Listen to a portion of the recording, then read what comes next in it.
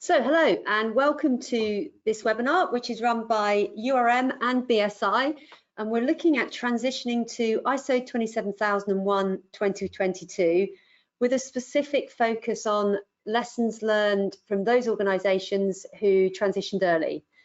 My name's Lisa Dargan, I'm the director at URM, and I'm delighted to be joined by Wayne Armstrong, who, if you've listened to previous URM webinars, you would have heard Wayne talking about 27001.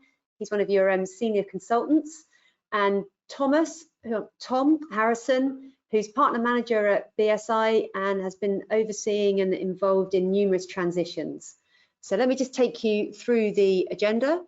We're going to do a high-level summary of the changes to the standard, just so we're all on the same page and we're all really clear about the areas we're looking at. Tom's going to take us through the transition timetable, the facts, but equally the current situation. We're going to look specifically at BSI's approach to transition assessments, what the approach is being taken, if you're working with BSI, what process you're going to go through, and then we're going to drill into what are BSI's assessors expecting to see.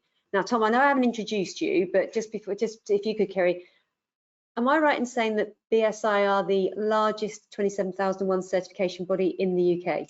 Yeah, we've been working with the ISO 27001 standard for, well, the information security management system standards for probably over about 30 years or so. So we're quite proud of our history and the work we've done in that space, and it's a real key priority for us going forward, and always has been.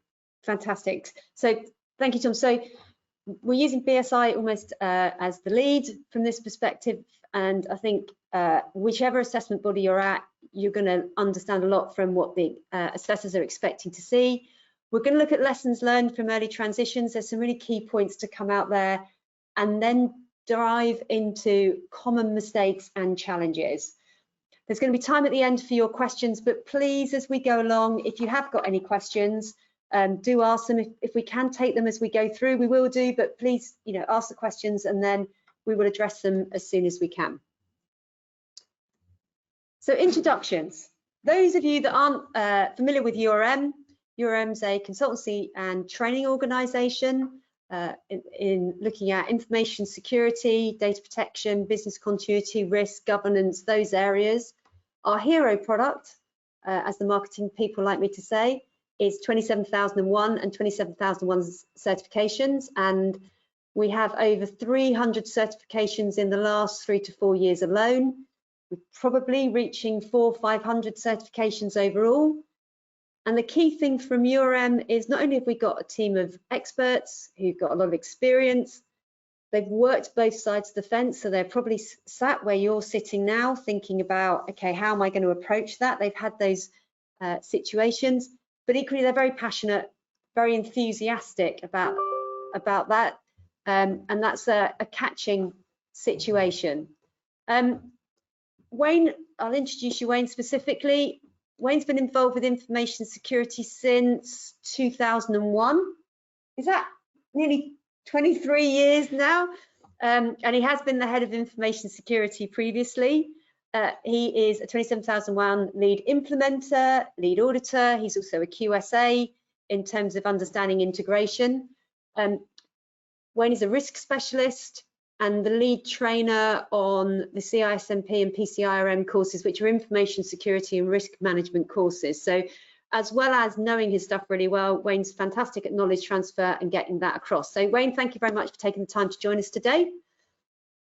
In terms of Tom's background has spent over 10 years at BSI, and benefit for us today with having Tom here is not only has Tom got a really good understanding of 27001, he's been through transitions to other standards and worked with organisations. So some of those lessons learned transition across to 27001 as well.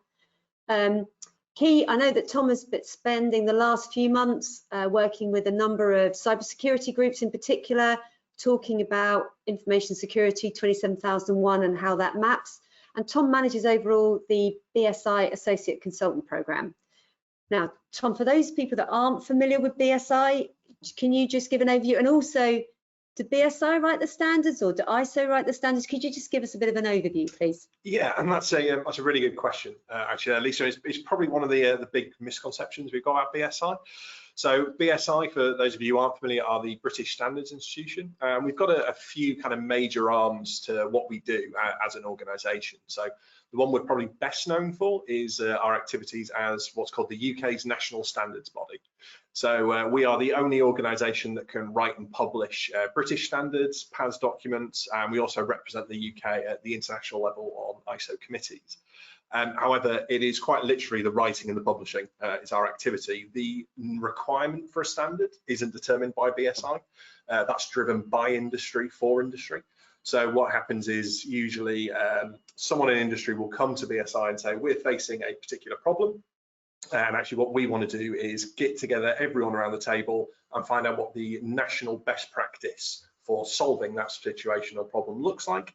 And our area of expertise is getting those people around the table. So whether it's small businesses, large businesses, public sector, private sector, academia, anyone you can really think of who might be able to contribute to the standard, whether that's they've got ideas for what the content might be, or actually they might be affected by the outcome.